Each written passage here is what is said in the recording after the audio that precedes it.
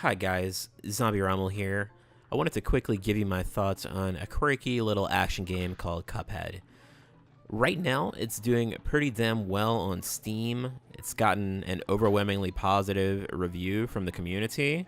It's also out on Xbox One, although I can't really attest to that version of the game. I assume it's equally as good.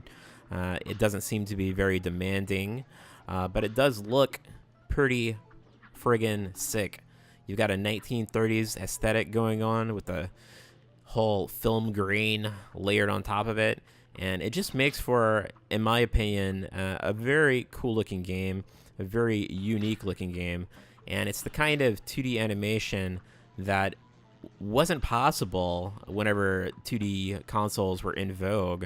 Like back in the day of Super Nintendo and Genesis, probably the best we could hope for in terms of animation quality would be something like, you know, the Batman the Animated Series games, and those were good games, but the level of detail, the color palette here, the numerous frames of animation, not to mention this crazy mishmash of jazz layered on top of all the action, something that the older systems couldn't have hoped to have emulated. They just didn't have the capability.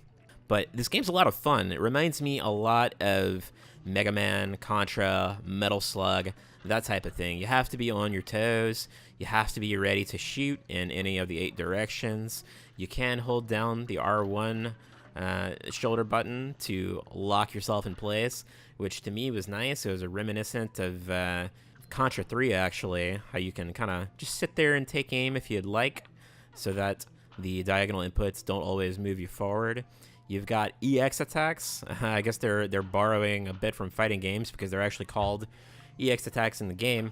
And if you look down there at the bottom left-hand corner of the screen, you'll see 3 little playing cards.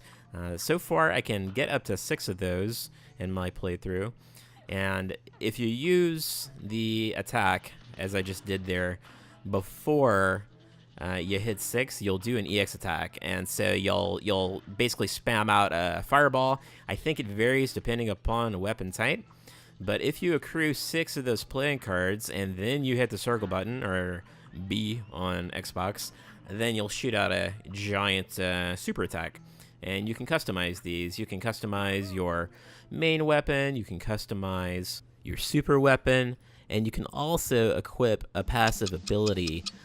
In my playthrough right now, I have one equipped that allows me to basically pounce upon these little pink projectiles that enemies sometimes poop out, for lack of a better word. And whenever you jump on those pink projectiles, you'll get an instant EX attack, and it counts toward your super meter.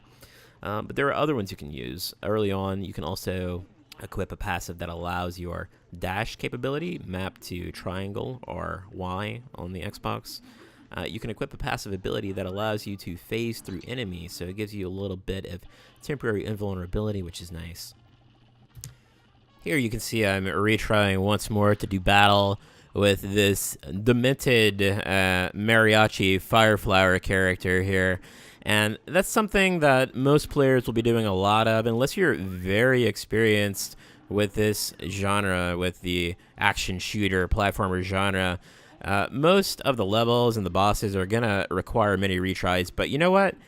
That's not necessarily a bad thing, because this game is beautiful to look at, and the attack patterns of the bosses are so varied, and there's so many of them, that I really, so far, I don't mind retrying, because it's just fun to see these goons go through all of their multitude of actions. Really digging it. I have no idea what that thing he threw out just was. But I did milkshake on this fireflower's face, and you know that's something that you can't really say that often when you're playing a game these days. I just milkshaked on a sunflower's face, but you can say that here. Really recommend looking into this game if you're at all a fan of old school action platformers, if you dig the art style at all, even if you just like 1930s cartoons. Just be aware that this game is tough. It is going to test your patience. It's not as hard, I think, as some people are making it out to be, but it's by no means a walk in the park, especially compared to what we're used to these days. Anyway, I'm Zombie Rommel, and I'm out.